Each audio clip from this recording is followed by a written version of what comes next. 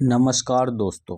आज हम लोग new NCERT class 7 history exercise 7 topic है जनजातियाँ, खानाबदोश और एक जगह बसे हुए समुदाय, जिसको आज हम लोग अच्छे से रीडिंग लगाएंगे और इम्पोर्टेंट लाइन को अंडरलाइन करते हुए चलेंगे। चलिए शुरू करते हैं। अध्याय 2 और 3 और 4 में आपने देखा कि किस प्रकार राज्यों का उत्थान और पतन हुआ। इस उठापटक के बीच की कलाओं, दस्तकारियों और उत्पादक गतिविधियों की नई किस्में शहरों और गांवों में फल फूल रही थी। एक लंबे अंतराल में कई महत्वपूर्ण राजनीतिक, सामाजिक और आर्थिक परिवर्तन हुए, लेकिन सामाजिक परिवर्तन हर जगह एक समान नहीं थे, क्योंकि अलग अलग किस्म के समाज अलग अलग तरीके से विकसित हुए। ऐसा कैसे और क्यों हुआ, यह समझना महत्वपूर्ण है। जनजातीय नृत्य, संथाल चित्र, खर्रा।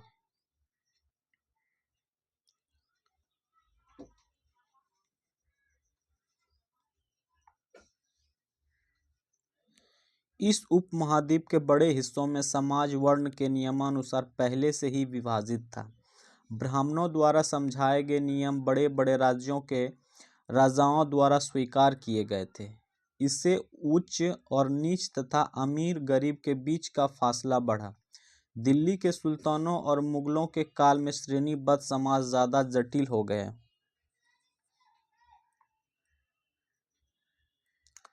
बड़े शहरों से परे जनजातीय समाज। अलबत्ता दूसरे तरह के समाज भी उस समय मौजूद थे। कौन सा? तो अलबत्ता उपमहाद्वीप के कई समाज ब्राह्मणों द्वारा सुझाए गए सामाजिक नियमों और कर्मकांडों को नहीं मानते थे और ना ही वह कई असमान वर्गों में विभाजित थे। अक्सर ऐसे समाजों को जनजातियाँ कहा जाता रहा।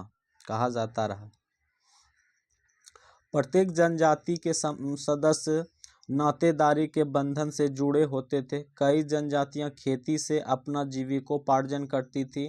कुछ दूसरी जनजातियों के लोग शिकारी और संग्राहक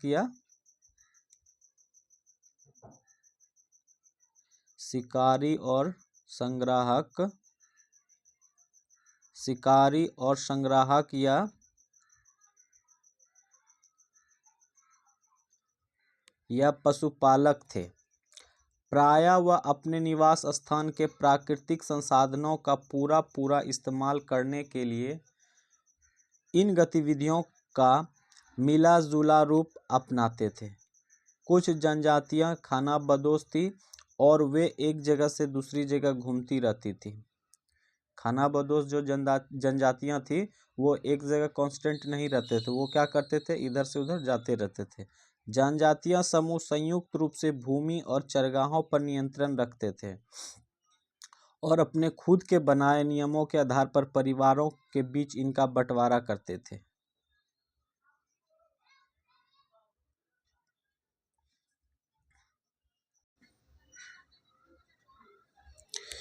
इन उपमहाद्वीप के विभिन्न हिस्सों में कई बड़ी जनजातियां फली फूली। सामान्यतः ये जंगलों, पहाड़ों, रेगिस्तानों और दूसरी दुर्गम जगहों पर निवास करती थी। कभी कभी जाति विभाजन पर आधारित अधिक शक्तिशाली समाजों के साथ उनका टकराव होता था। कई मायनों में इन जनजातियों ने अपनी आज़ादी को बरकरार रखा और अपनी अलहदा संस्कृति को बचाया। लेकिन जाति आधारित और जनजाति समाज दोनों अपनी विधि किस्म की जरूरतों के लिए एक दूसरे पर निर्भर भी रहे। टकराव और निर्भरता के इस संबंध ने दोनों तरह के समाजों को धीरे धीरे बदलने का काम भी किया।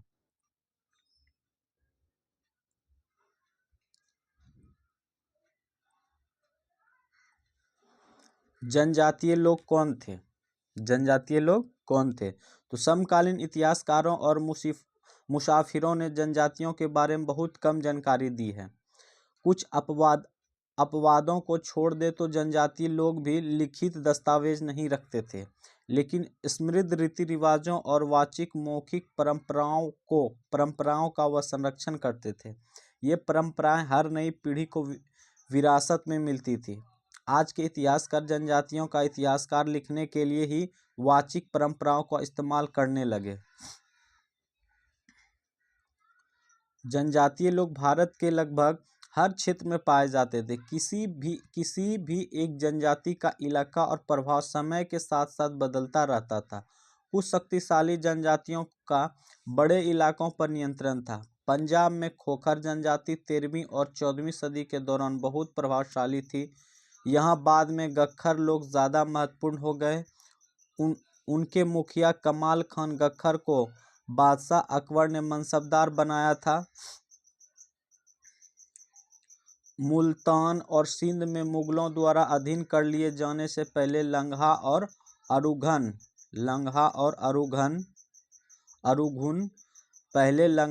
अरुघुन इसको भी देख लेते हैं थोड़ा सा। यहाँ पे क्या है, उपमहाद्वीप का एक भौतिक मानचित्र लेकर वो इलाके बताइए जहाँ जनजाति लोग रहते थे। क्या है यहाँ का लास्ट, पहले लंगहा और अरघुन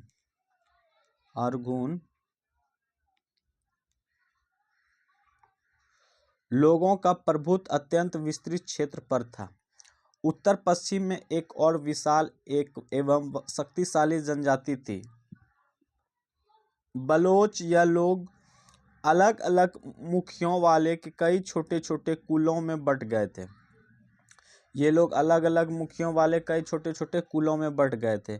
पश्चिमी हिमालय में गड्डी गडरियों की जनजाति रहती थी। पश्चिमी हिमालय में कौन सी रहती थी? गड्डी गडरियों की जनजाति।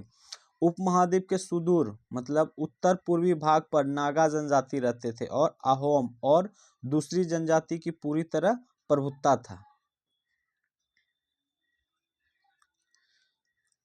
मौजूदा बिहार और झारखंड के कई इलाकों में 12वीं सदी तक चेर सरदार शाहियों का उदय हो चुका था। किसका हो चुका था? तो सरदार शाहियों का उदय हो चुका था। बादशाह अकबर के प्रसिद्ध सेनापति राजा मान सिंह ने 1591 ईस्वी में चेर लोगों पर हमला किया और उन्हें परास्त किया। उन्हें लूटकर अच्छा खासा माल इकट्ठा किया गया, लेकिन वह पूरी तरह अधीन नहीं बनाए गए। औरंगजेब के समय मुगल सेनाओं ने चलिए पहले इसको भी देख लेते हैं। ये क्या है? मानचित्र फर्स्ट है, प्रमुख भारतीय जनजातियों के क्षेत्र, मतलब कौन सा क्षेत्र में कौन सा जनजाति रहते थे। भील जो भी जनजाति थे, कौन जो भी वे, चेर, क्रोध, खासी, सब ये एटलस में दिया हुआ है, ठीक है। और ये क्या है? कुल किसको कहते हैं थोड़ा देख लेते हैं। परिवारों या घरों के एक ऐसे समूह को कुल कहते हैं जो एक ही पूर्वज की संतान होने का दावा करते हैं। मतलब एक ही पीढ़ी का आदमी होता है ना, उसी को कहते हैं कुल। जनजातीय संगठन प्रायः नातेदारी या कुल संबंधी निष्ठा पर आधारित होते हैं। चलिए, मुगल सेनाओं ने चेर पर क्या कर दिए थे? सेनाओं ने चेर लोगों के कई किलों पर कब्जा किया और इस जनजाति को अपना अधिनिष्ठ बना लिया। इस क्षेत्र में रहने वाली महत्वपूर्ण जनजातियों में मुंडा और संथाल, यद्यपि ये उड़ीसा और बंगाल में भी रहते थे। कहाँ रहते थे? बिहार झारखंड के बाद उड़ीसा और बंगाल में।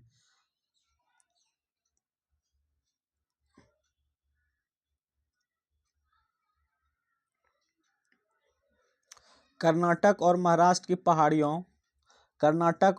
की पहाड़ियाँ कोली, बेरात तथा कई दूसरी जनजातियों के निवास स्थान थे। कोली लोग गुजरात के कई इलाकों में भी रहते थे। कुछ और दक्षिण में कोरागा, वेतर, मारवाड़ और दूसरी जनजाति की विशाल आबादी थी। भीलों की बड़ी जनजाति पश्चिमी और मध्य भारत में फैली हुई थी। 16वीं सदी का अंत आते आते उनमें से कई जगह बसे हुए खेतिहार और यहाँ तक कि जमींदार बन चुके थे। तब भी भीलों की कई कुल शिकारी संग्राहक बने रहे।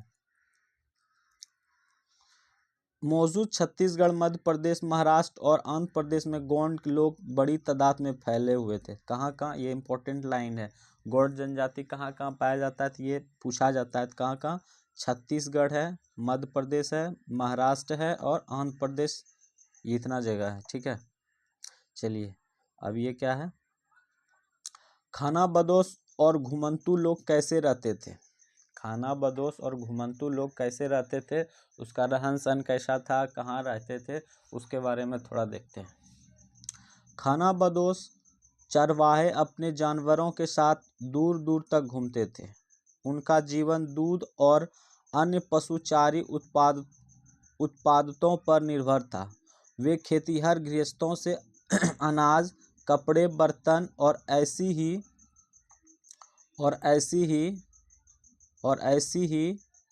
चीज़ों के लिए वह ऊन, घी इत्यादि का विनिमय भी करते थे। चलिए पहले ऊपर जो छूटा है उसको देख लेते हैं, तब फिर आगे पढ़ेंगे। क्या क्या है ये देखते हुए चलते हैं। ये क्या है, तो रात में भील लोग हिरन का शिकार कर रहे हैं। देखिए हिरन का शिकार भील जनजाति कैसे कर रहे हैं। चलिए और क्या है, यहाँ पे चित्र 3 देख लेते हैं क्या है। घुमंतू व्यापारियों की श्रृंखला में भारत की बाहरी दुनिया से जोड़ती थी। घुमंतू व्यापारी जो होते थे क्या करते थे, भारत के बाहर दुनिया से जोड़ती थी। यहाँ मेवा इकट्ठा करके ऊँटों पर लादा जा रहा है। मध्य एशिया के व्यापारी ऐसे वस्तुओं को भारत लाते थे और बंजारे एवं अन्य व्यापारी उन्हें स्थानीय बाजारों तक पहुंचाते थे। देखिए कैसा है, सब कुछ मार्केट से लाया जाता था व्यापारियों के द्वारा, और वहाँ से छोटे छोटे व्यापारियों के द्वारा सेल किया जाता था।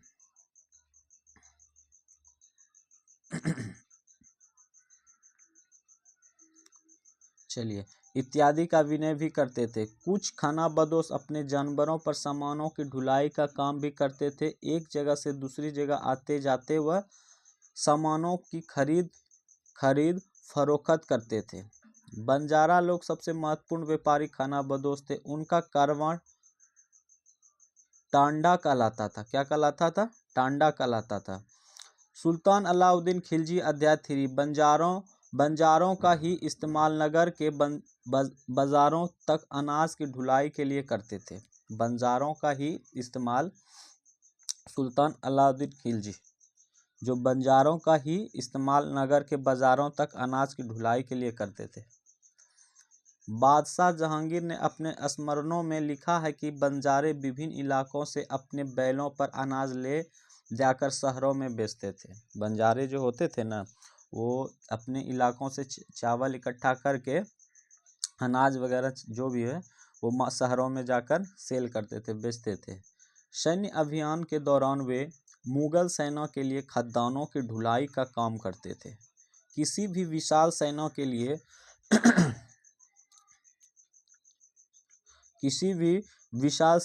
लिए 1 लाख बैल अनाज ढोते थे। कितना थे, तो 1 लाख थे।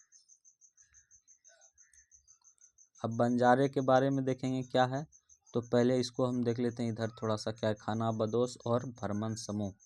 खानाबदोश और भ्रमणशील समूह, चलिए इसको देख लेते हैं क्या है।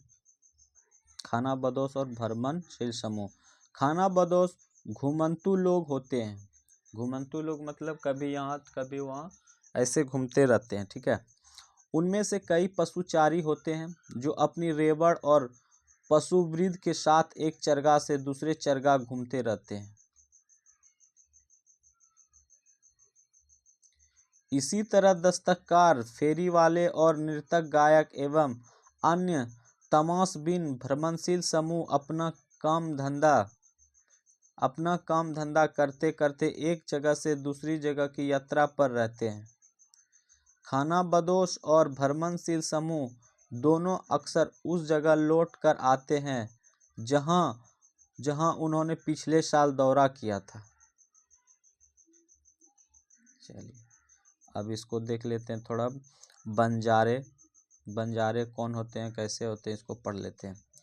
17वीं सदी के आरंभ में भारत आने वाले एक अंग्रेज व्यापारी पीटर मंडी ने बंजारों का वर्णन किया। 17वीं सदी के प्रारंभ में भारत आने वाले एक अंग्रेज व्यापारी पीटर मंडी ने बंजारों का वर्णन किया। सुबह हमारी मुलाकात बंजारों की एक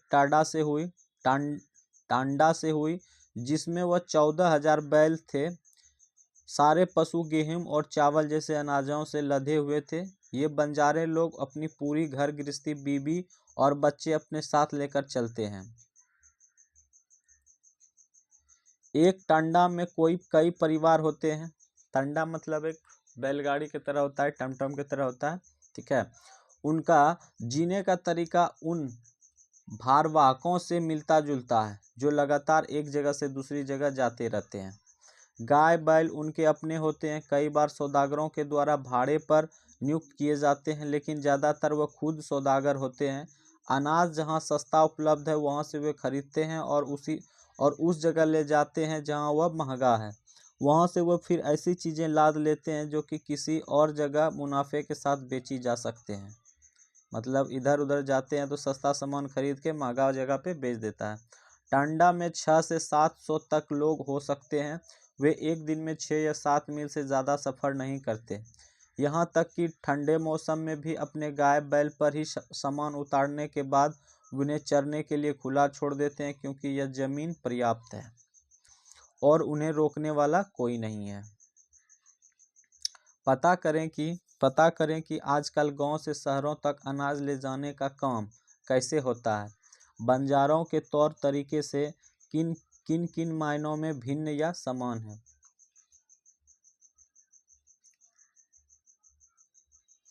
चलिए यहाँ पे देखते हैं ये क्या है।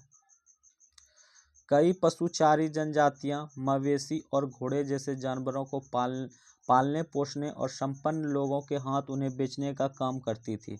छोटे मोटे फेरी वालों की विभिन्न जातियां भी एक गांव से दूसरे गांव भ्रमण करती थी। यह लोग रस्सी, सरकंडे की चीज़ें, फूस की चटाई और मोटे बोरे जैसे माल बनाते और बेचते थे। कभी कभी भिक्षुक लोग भी घूमते सौदागरों का काम करते थे। नर्तकों, गायकों और अन्य तमाशबीनों की भी जनजातियां थीं जो विभिन्न नगरों और गांवों में कमाई के लिए अपनी कला का प्रदर्शन करती थी। चलिए ये देख लेते हैं क्या है। चित्र 4 है यहाँ। कांस्य मगरमच्छ, कटिया कोंड जनजाति, उड़ीसा। कांस्य की मगरमच्छ है ये, कांसा की बना हुआ मगरमच्छ। चलिए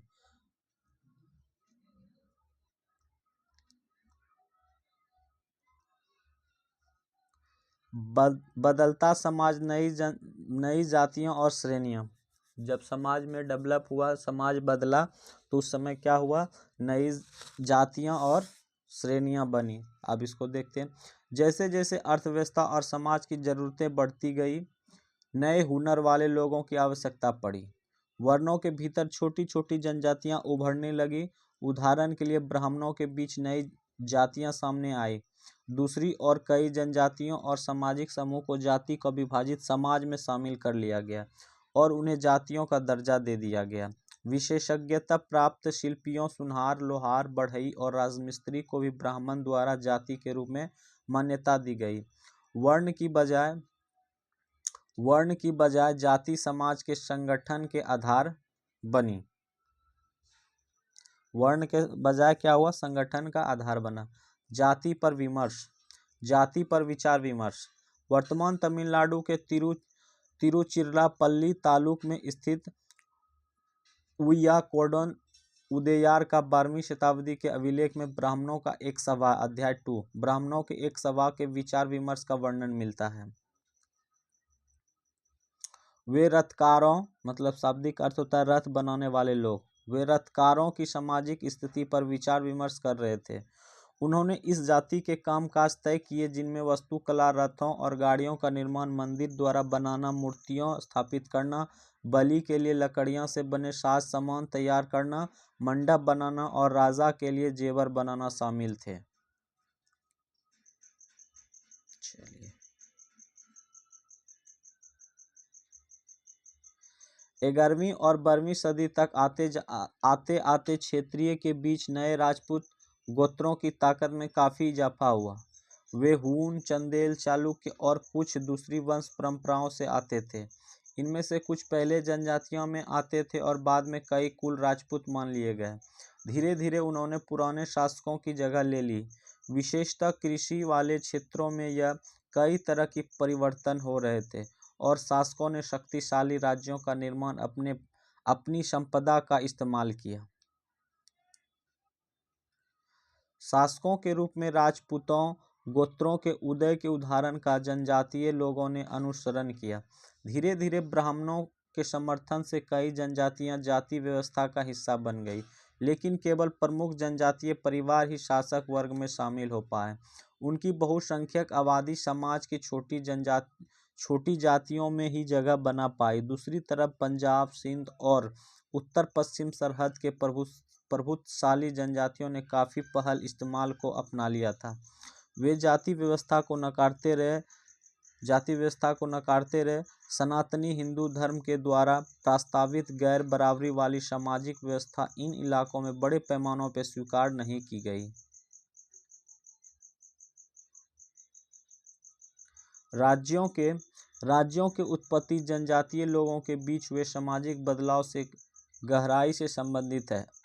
हमारे इतिहास में इस महत्वपूर्ण हिस्सों के दो उदाहरण नीचे उल्लिखित है। नज़दीक से एक नज़र। चलिए इसको देखने से पहले हम लोग इधर देख लेते हैं क्या क्या है साइड में। पहले चित्र 5 है, ये चित्र नंबर क्या है, ये 5 है। गोंड महिला, ठीक है, गोंड जनजाति का महिला है। देखते हैं क्या है।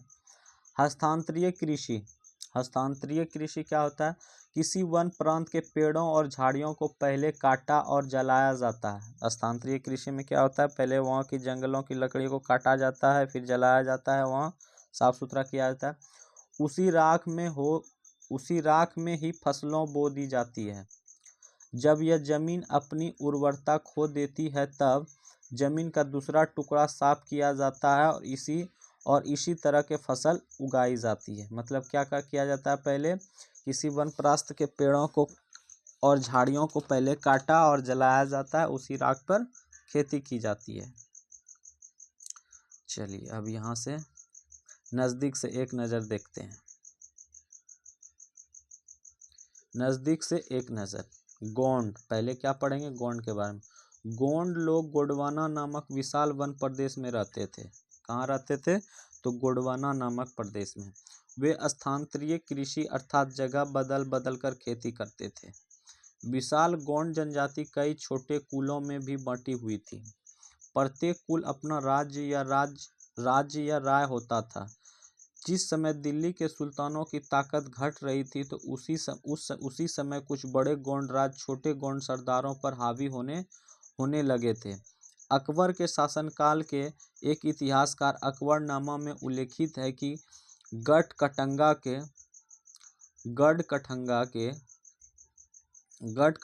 के गोंड राज्य में 70,000 गांव थे। बहुत सारा गांव था। इन राज्यों की प्रशासनिक व्यवस्था केंद्रीय हो रही थी। राज्य गढ़ों में विभाजित थे। हर गढ़ किसी खास गोंड कुल के नियंत्रण में था। यह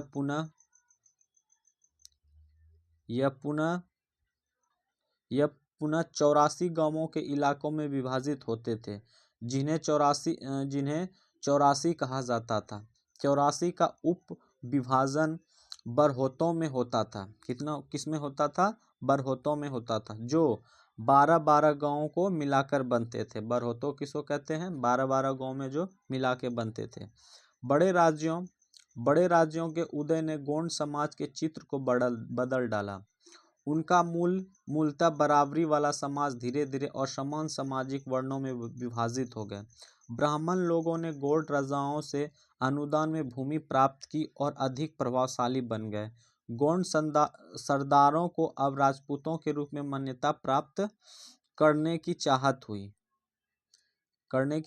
हुई। इसलिए गढ़कटंगा के गोंड राजा अमन दास ने संग्राम शाह की उपाधि धारण की। उसके पुत्र दलपत ने महोबा के चंदेल राजपूत राजा सालबाहन की पुत्री राजकुमारी दुर्गावती से विवाह किया। किससे किया? दुर्गावती से विवाह किया। ये है सूबा की सीमा सरकार जनजाति का टोटल मैप। चित्र टू है गोंडवाना क्षेत्र का है चित्र। ये क्या है? गोंडवाना क्षेत्र का चित्र है ये मैप। किधर किधर क्या है?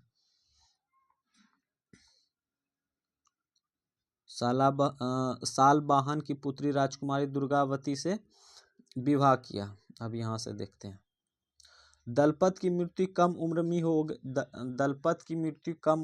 में ही हो गई। रानी दुर्गावती बहुत योग्य थी और उसने अपने 5 साल के पुत्र वीर नारायण के नाम पर शासन की कामना संभाली। अपने पुत्र के नाम पे ही शासन की कामना संभाली। उसके समय में राज्य का और अधिक विस्तार हुआ। 1565 में आसिफ खान के नेतृत्व में मुगल सेनाओं ने गढ़कटंगा पर हमला किया। रानी दुर्गावती ने इसका जमकर सामना किया। उसकी हार हुई और उससे समर्पण करने की बजाय मर जाना बेहतर समझा। उसका पुत्र भी तुरंत बाद लड़ता हुआ मारा गया। पहले मां मरी, फिर उसका पुत्र मर गया। चलिए यहाँ देखिए क्या है। चित्र 6, एक नक्शादारी दरवाजा गोंड जनजाति बस्तर क्षेत्र मध्य प्रदेश। ये दरवाजा है गोंड जनजाति का। चलिए और कितना है? अभी है। अच्छा, चर्चा करें। क्या है? चर्चा करें। मुगल लोग गोंड प्रदेश पर कब्जा क्यों करना चाहते थे? सही बात है, देखते हैं अब क्या कारण था।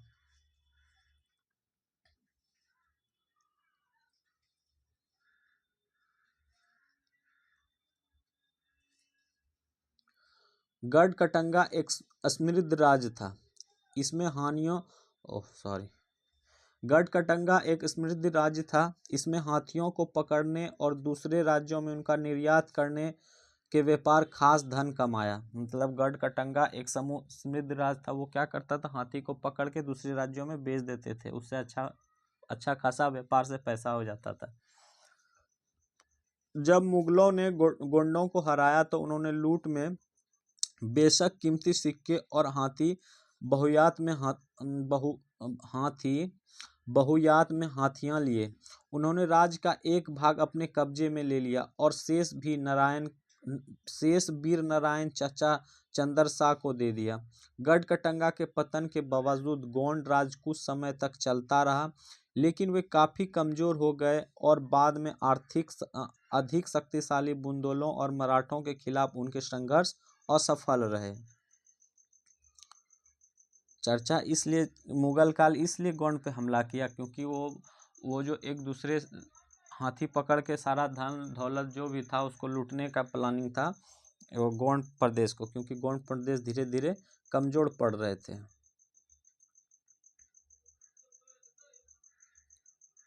चलिए अब पढ़ना है किसको? अहोम को। अहोम जनजाति। पहले गोंड पढ़े, अब अहोम पढ़ते हैं।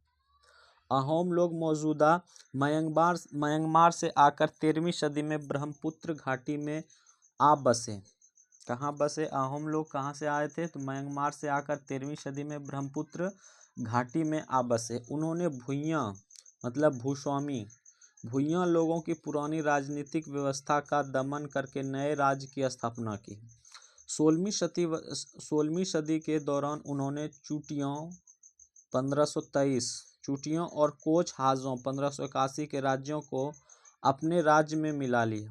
उन्होंने कई अन्य जनजातियों को भी अधीन कर लिया।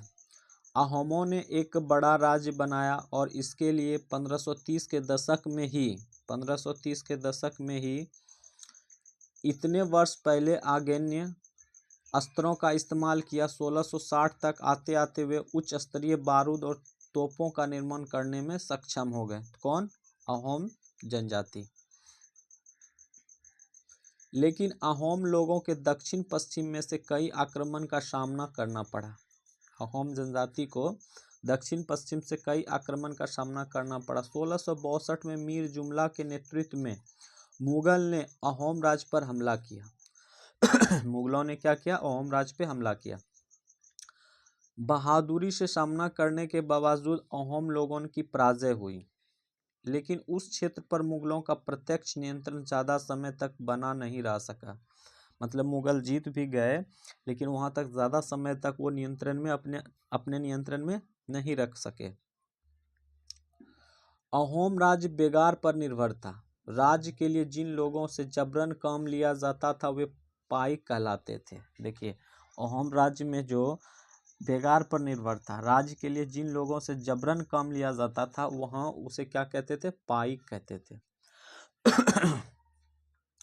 अहोम राज्यों में एक जनगणना की गई थी। प्रत्येक गांव के अपनी बारी आने पर निश्चित संख्या में पाइक भेजने होते थे। मतलब पाइक मतलब क्या कहते हैं उसको?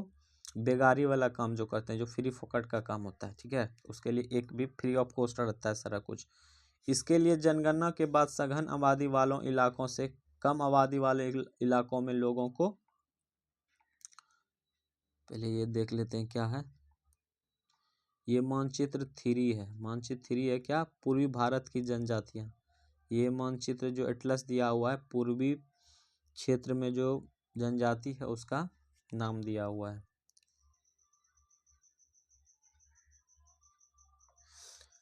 स्थानांतरित किया गया था। इस प्रकार अहोम कुल टूट गए।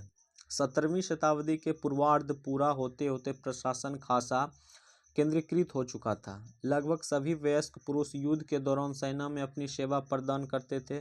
दूसरे समय वह बांध, सिंचाई व्यवस्था इत्यादि के निर्माण या अन्य सार्वजनिक कार्यों में जुटे रहते थे। अहोम लोग चावल की खेती नए तरीकों भी अमल में लाए। अहोम जो है ना, चावल उगाने की जो नए तरीके भी लाए। अहोम समाज कुलों में विभाजित था जिन्हें खेल कहा जाता था। अहोम समाज जो है ना बहुत कुलों में विभाजित था, जिसे क्या कहते थे? खेल कहते थे। वहाँ दस्तकारों की बहुत कम जातियां थी, इसलिए अहोम क्षेत्र में दस्तकार निकटवर्ती क्षेत्रों से आए थे। एक खेल के नियंत्रण में, मतलब खेल किसको कहते हैं? जो बहुत कुलों में बटे हुए थे। खेल के नियंत्रण, खेल मतलब खेल गेम मत समझ जाइएगा। कई गांव होते थे। किसान को अपने ग्राम समुदाय के द्वारा जमीन दी जाती थी। समुदाय की सहमति के बगैर राजा तक इसे वापस नहीं ले सकता था। शुरुआत में अहोम लोग अपने जनजातीय देवताओं की उपासना करते थे, लेकिन 17वीं सदी के पूर्वार्ध में ब्राह्मण के प्रभाव में बढ़ोतरी हुई। मंदिरों और ब्राह्मणों को राजा के द्वारा भूमि अनुदान में दी गई। शिव सिंह 1714 से 44 के काल में हिंदू धर्म वहाँ के प्रधान धर्म बन गया था, लेकिन अहोम राजाओं ने हिंदू धर्म को अपनाने के बाद अपनी पारंपरिक आस्थाओं को पूरी तरह से नहीं छोड़ा था। अहोम समाज एक अत्यंत परिष्कृत समाज था। कवियों और विद्वानों के अनुदान में जमीन दी जाती थी। नाट्य कर्म को प्रोत्साहन दिया जाता था। संस्कृत में महत्वपूर्ण कृतियों को स्थानीय भाषा में अनुवाद किया गया। जैसे कि कोई भी चीज़, जैसे कि मान लेते हैं कोई भी चीज़ संस्कृत में हो रहा है, ठीक है, जैसे कि कोई जो संस्कृत नहीं समझता है तो उसके लिए जो वहाँ की जो लोकल लैंग्वेज होता है ना, जैसे स्थानीय भाषा, उस भाषा में स्थानांतरित करके उसको बताया जाता था, सुनाया जाता था। बुरंजी नामक ऐतिहासिक कृतियों से पहले अहोम भाषा में एक फिर से असमिया में लिखा गया था। चलिए, क्या है ये, क्या है थोड़ा सा देख लेते हैं। चित्र 7 ये क्या है? तो कान के आभूषण, कबोई नागा जनजाति मणिपुर। कान का आभूषण भी वो लोग यूज करते थे। कौन? तो कबोई नागा जनजाति मणिपुर का था। चलिए, निष्कर्ष में देख लेते हैं। और यहाँ पे क्या है? आपके विचार में मुगलों ने अहोम प्रदेश को जीतने का प्रयास क्यों किया था? मुगलों ने अहोम प्रदेश को क्यों जीतने का किया था? तो ये था ना, हाथी को इधर उतना था, बहुत सारा था इसके पास, जंगल से पकड़ के एक राज्य से दूसरे राज्य में बेचते थे, बहुत सारा धन दौलत था इसके पास। और अहोम जो राज्य थे वो थोड़ा कमजोर पड़ गए थे, तो हमला करके सारा लूटपाट कर लिए।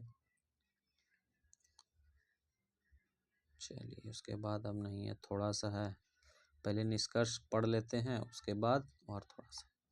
निष्कर्ष: जिस युग की हम चर्चा करते आए हैं उस युग के दौरान उपमहाद्वीप में काफी सामाजिक परिवर्तन हुआ। वर्ण आधारित समाज,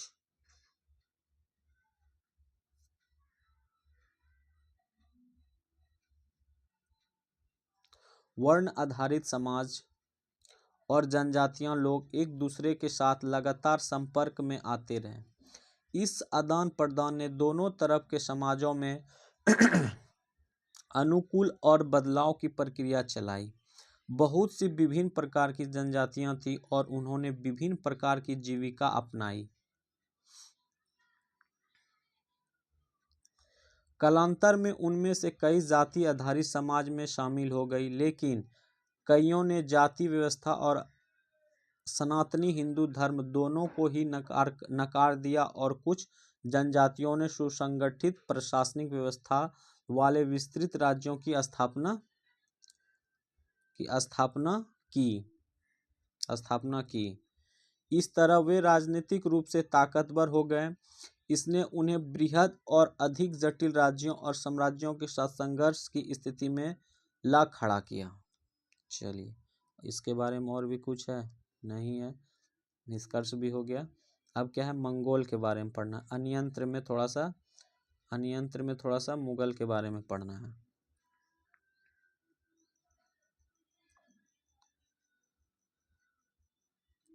मंगोल कौन थे, इसके बारे में थोड़ा सा जानकारी ले लेते हैं। अपने एटलस में मंगोलिया ढूंढिए, मतलब मंगोलिया जो कंट्री है ना, उसको ढूंढना है। इतिहास में सबसे प्रसिद्ध पशुचारी और शिकारी संग्राहक जनजातियां मंगोलों की थी। वे मध्य एशिया के घास में मैदान स्टेपी कहाँ है? तो मध्य एशिया की घास की मैदान है, और थोड़ा उत्तर की और वन प्रांतों में बसे हुए थे। 1206 में चंगेज खान ने मंगोलों ने तुर्की जनजातियों में एकता पैदा करके उन्हें एक शक्तिशाली सैन्य बल में बदल डाला। तो कौन? चंगेज खान ने। अपनी मृत्यु के समय 1227, जब चंगेज खान का मृत्यु हो गया 1227 में, वह एक सुविस्तृत प्रदेश का शासक था। उसने उत्तराधिकारियों ने एक विशाल साम्राज्य खड़ा किया। अलग अलग समय में इसके अंतर्गत रूस, पूर्वी यूरोप और चीन तथा मध्य प्रदेश पूर्व के खास बड़ा हिस्सा शामिल था। मंगोलों के पास सुसंगठित सैन्य एवं प्रशासनिक व्यवस्था थी। यह विभिन्न जनजातियों और धार्मिक समूहों के समर्थन पर आधारित थे। चलिए, ये लेसन तो पूरा हम लोग आज अच्छे से रीडिंग लगा लिए, जो जो इम्पोर्टेंट लाइन था देख लिए। अब कुछ प्रश्न का आंसर भी देख लेते हैं, ठीक है। चलिए, तो फिर से याद करें, क्या है, फिर से याद करें। मैं फर्स्ट है निम्नलिखित में से मेल बैठा है, मतलब मैच द फ्लोइंग है, मतलब इसको मिलान करना है। गढ़ किसको कहते थे? उस समय हम लोग पढ़े थे, गढ़ किसको कहते थे? तो 84 को। टांडा क्या था? तो कारवां। श्रमिक क्या थे? पाइक। कुल क्या था? तो खेल। सब सिंह क्या था? अहोम राज्य। दुर्गावती क्या थे? तो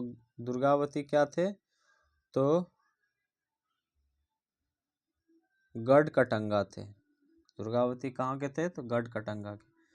एक बार और देख लेते हैं। गढ़ हो गया 84, टांडा हो गया कारवा, श्रमिक हो गया पाइक, कुल हो गया खेल, सब सिंह हो गया अहोम राज, दुर्गावती हो गया गढ़कटंगा।